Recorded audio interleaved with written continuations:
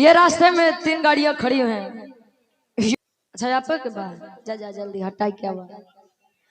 Hello भैया city हुए रोकला बस। हेलो हेलो हेलो ठीक बा छोड़ दे। 1 नंबर आवा ठीक बा भैया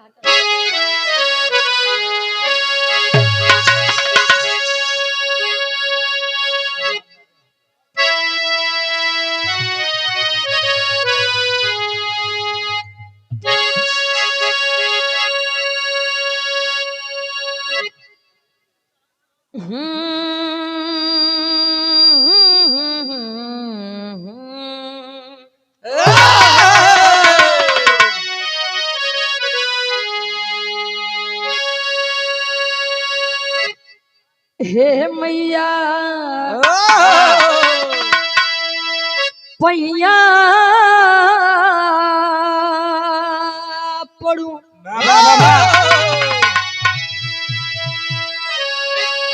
कहे बुता सुना गोहार आस लगल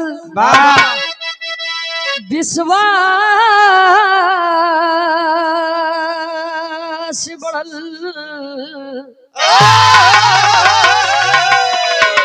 अब ले सुना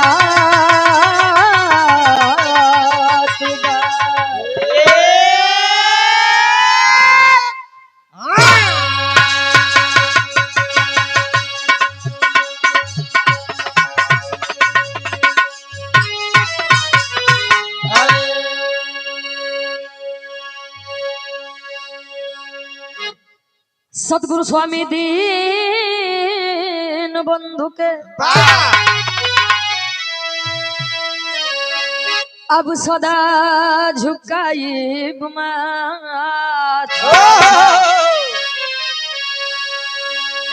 सतगुरु स्वामी दीन बंधु के अब सदा झुकाई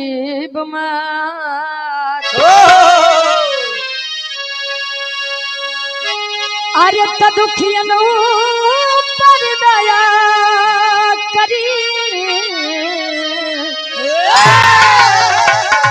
अब जय हो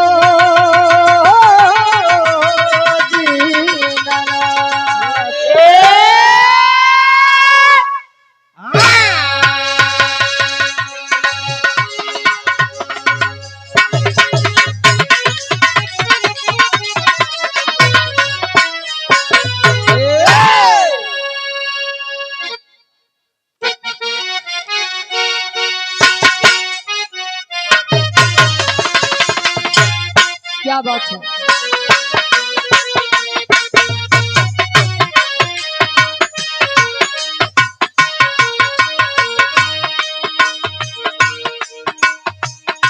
कर्पूर गौरम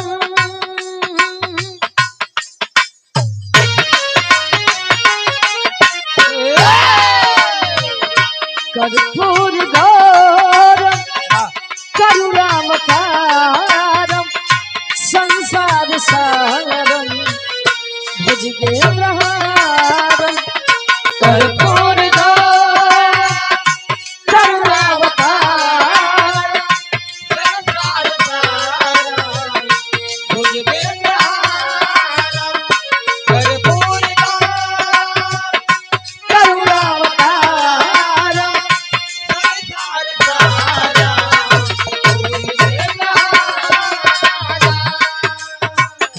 संसार सारम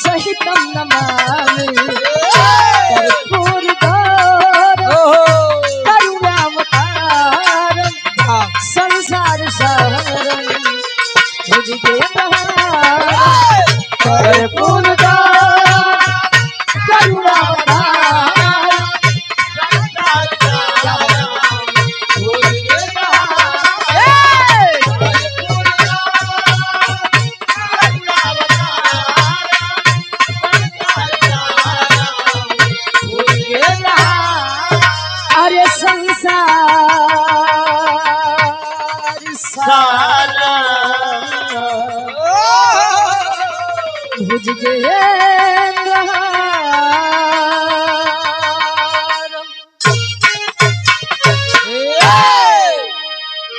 वाह। ए भैया आप लोग बैठ जा, प्रेम से बैठ जा। वाह एक तरफ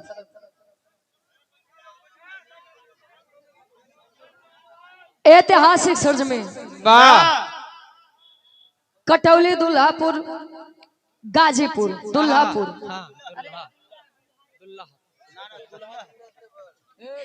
ऐतिहासिक सरजमी। अच्छा कटौली के कितने जने तक कटौली कह दे